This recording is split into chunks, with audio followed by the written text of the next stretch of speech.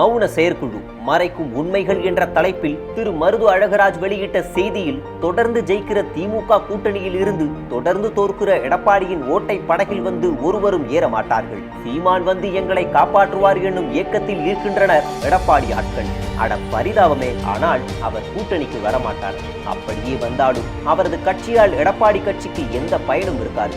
காரணம், அதிமுக திமுக என்கிற இரு கட்சிகளும் வேண்டாம் என்கிற மனநிலையில் உள்ளவர்களின் ஓட்டுகளை கொண்டு மட்டுமே உயிர் வாழும் கட்சி அது. அப்படி இருக்க அவர்கள் இரண்டு கட்சிகளில் எந்த கட்சியோடு கூட்டணி சேர்ந்தாலும் இழப்பு சீமான் கட்சிக்கே தவிர ஆதாயம் சீமான் சேருகிற கட்சிகளுக்கு இருக்காது. இதற்கு கடந்த காலத்தில் கூட்டணிக்கு சென்று பேரழிவை சந்தித்த தேமுதிக கண்முன் சாட்சி.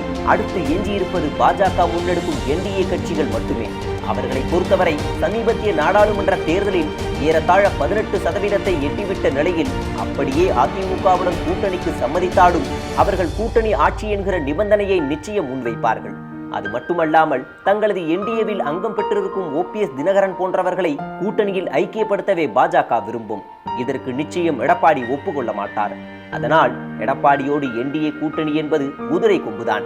ஆம், கட்சியும் உடைத்துவிட்டு கைவசம் இருந்த கூட்டணி கட்சிகளையும் தொலைத்துவிட்டு அதிமுகவை டெபாசிட்டுக்கு போராடுகிற இயக்கமாக்கி வைத்திருக்கும் எடப்பாடியின் வியூகங்கள் 10 தோல்வியை 11வது தோல்வியாக்குவதோடு தங்கள் அரசியல் வாழ்வில் தொடர்ந்து 2 முறை திமுக ஆட்சியை தக்க வைத்தது இல்லை என்கிற திமுகவின் குறையை போக்குவதாகவே அமையும். ஆக, காக்க தெரியாதவன் பொக்கிஷத்தை ஆக்க தெரியாதவன் அள்ளிக்கொண்டு போவான் என்னும் கதையாக எம்ஜிஆரின் கட்சிக்கு எடப்பாடியால் பேரழிவு எனும் அபாயத்தோடு அதிமுகவின் எதிர்காலம் முட்டுச்சந்தில் விக்கிட்டு நிற்கிறது என்பதே சத்தியமான உண்மை.